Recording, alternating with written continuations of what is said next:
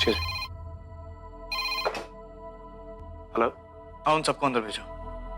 Alright.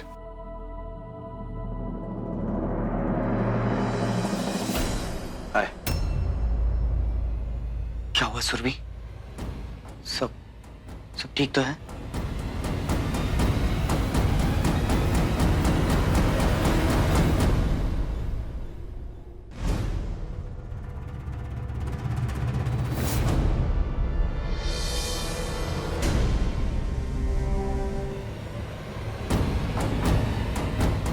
हाय खुशी, कैसी है बेटा?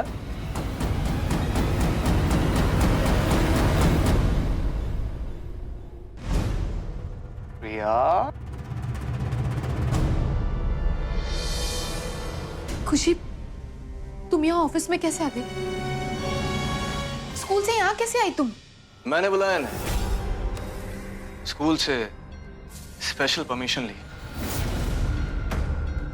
खुशी की बात करनी है तुम लोगों से। खुशी बेटा, तुम चाहती थी ना तुम्हारे मम्मी पापा की शादी हो जाए?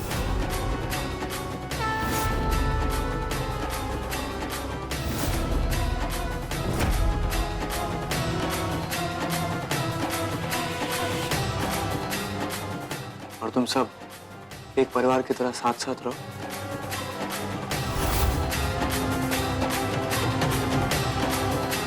उसी के बारे में बात करने के लिए बुलाया है।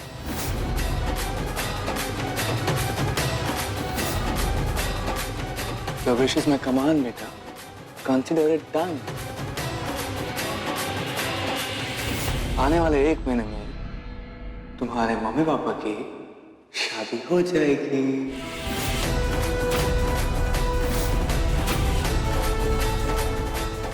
Yes, thank you uncle.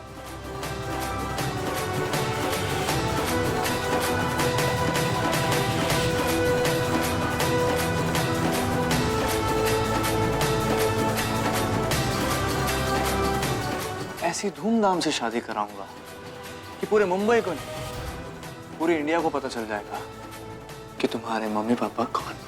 सच्ची अंकल? सच्ची।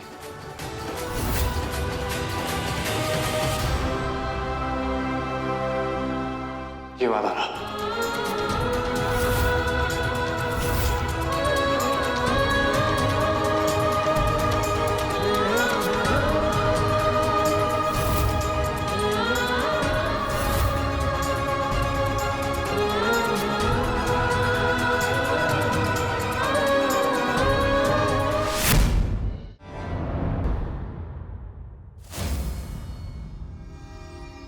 ढेर सारा काम करना है रोहित। अब हर कोई तो मेरी तरह लकी नहीं हो सकता है ना, जो अपनी मम्मा पापा की शादी देख सके। पर अब सारा का सारा काम तो पेंडिंग पड़ा है। मम्मा के कपड़े, मम्मा की ज्वेलरी, हेयर और मेकअप भी तो डिसाइड करना है। और क्या क्या काम करना होता है शादी में। हाँ हाँ थैंक्स। वो क्या है ना रोहित, बड़े लोगों की शादी करवाना बहुत मुश्किल है। माँ तो पूरे दिन बिजी रहती है ना। तुम देखना, एक छोटी सी भी गड़बड़ नहीं होने दूंगी शादी में। मेरी मम्मा की शादी है और जैसे कार्तिक अंकल कहते हैं ना, ये शादी तो पूरा शहर याद रखेगा।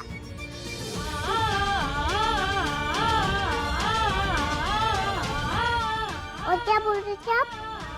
हाँ? क्या कार्टे करवा रहे उन दोनों की शादी? हाँ ताई, वो भी उस खुशी के लिए। अच्छा बात, ये कार्टे क्या खेल खेल रहे हैं?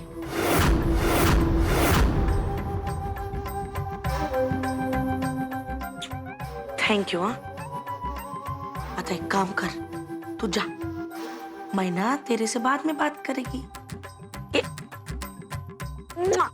माझी शोन पापड़ी है रे तू, चल भाग।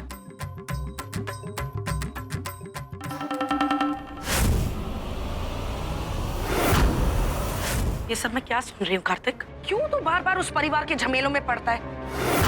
मेरी बात मान, उस परिवार को छोड़। नहीं था।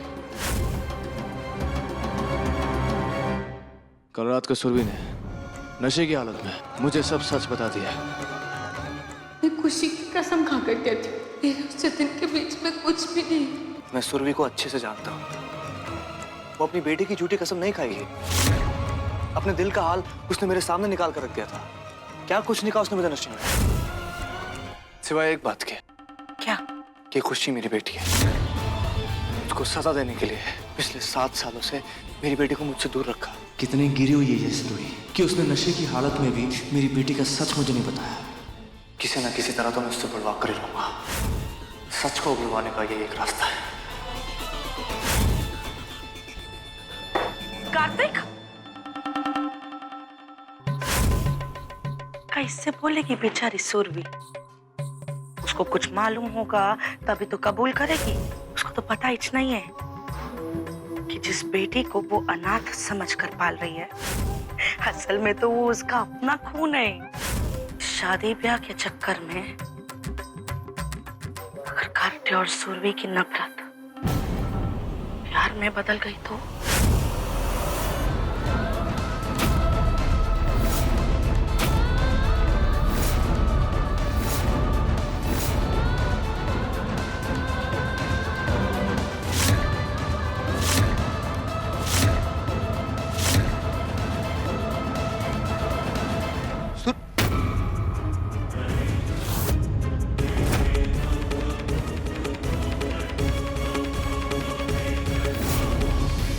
कर रहे हो यहाँ?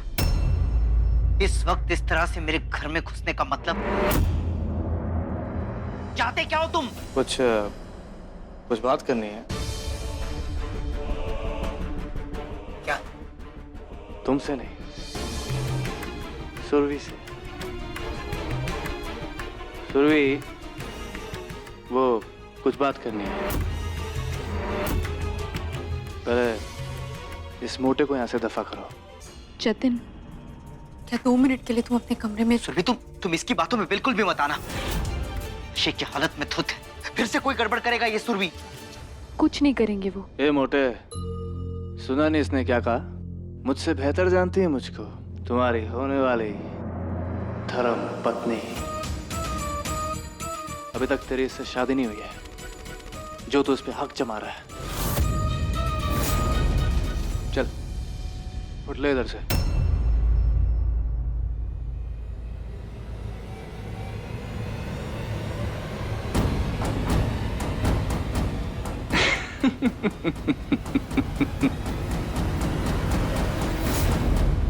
ए मास्टरनी जी, आओ ना, मेरे साथ बैठो ना।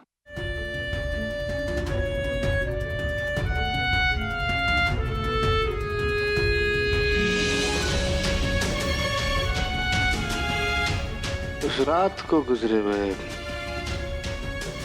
24 घंटे हो गए। कैसे गुजरे तुम्हारे 24 घंटे?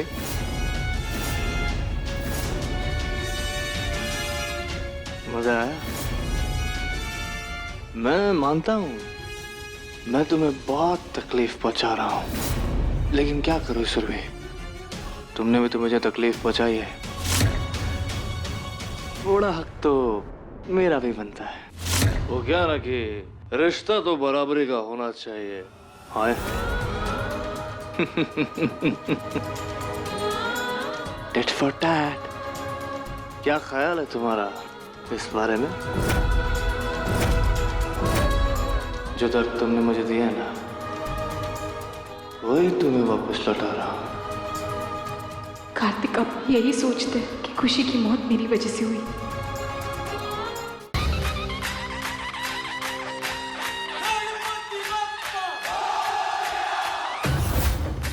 थैंक यू पापा, आपने मुझे रास्ता दिखाई दिया। अब मुझे पता है कि मुझे क्या करना है। ये लीजिए, मेरी और जतिन की कुंडली। आपने मेरी शादी तो तय कर दी, इसलिए मैंने सोचा कि पंडित जी को बुलवा कर कम से कम मुहूर्त तो निकलवा लूं। ताई, मेरा कन्यादान आप करेंगी ना? मैं ये शादी करूंगी कार्तिक, लेकिन जो आप चाहते हैं वो कभी नहीं होगा, क्योंकि मैंने कभी कोई गुनाह किया ही नहीं, तो मैं अपनी गलती क्यों कबूल करूं?